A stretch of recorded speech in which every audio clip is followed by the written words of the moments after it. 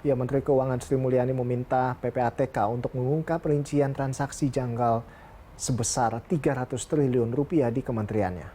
Ya, sementara itu Menko Polhukam Mahfud MD menegaskan dirinya hendak mengungkap tindak pidana pencucian uang yang diduga dilakukan oleh pegawai dari Kementerian Keuangan. Hal ini diungkap keduanya dalam keterangan pers yang digelar di Gedung Kementerian Keuangan siang tadi. Menurut Sri Mulyani, surat yang diterima kementeriannya dari PPATK hanya berupa jumlah surat dan draft kasus yang ditemukan PPATK. Bukan rincian transaksi mencurigakan senilai 300 triliun rupiah. Sri Mulyani menyebut surat yang diterima Kemenkyu dari PPATK mengenai laporan transaksi keuangan sejak 2007 hingga 2023 sebanyak 266 surat. Dari jumlah itu, 185 surat diantaranya adalah permintaan sendiri dari Kemenkyu, sementara 81 sisanya merupakan inisiatif dari PPATK. Ia pun menegaskan akan menindaklanjuti semua laporan dari PPATK, baik yang ada dalam permintaan Kemenkyu maupun inisiatif dari PPATK. Ya, sementara itu Menko Polhukam Mahfud MD menyebut jika pernyataannya adalah untuk mengungkap tindak pidana pencucian uang yang diduga dilakukan pegawai Kementerian Keuangan.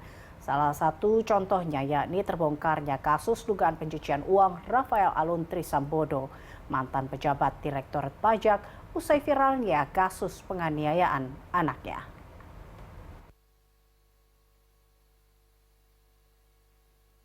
Sampai siang hari ini saya tidak mendapatkan informasi 300 triliun itu ngitungnya dari mana, transaksinya apa saja, siapa yang terlibat.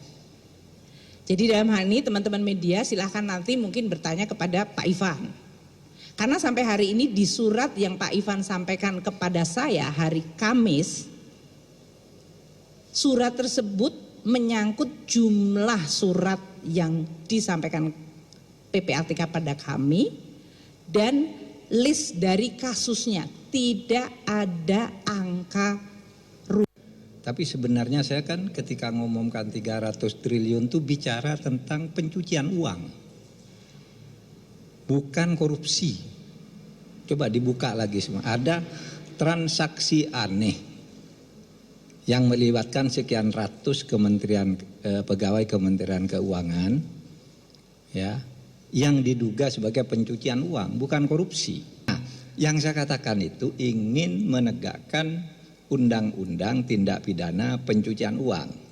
Yang itu bukan hanya di sini yang ada, menurut saya di berbagai institusi itu hampir setiap proyek itu ada pencucian uangnya. Saya mungkin dapat uang jasa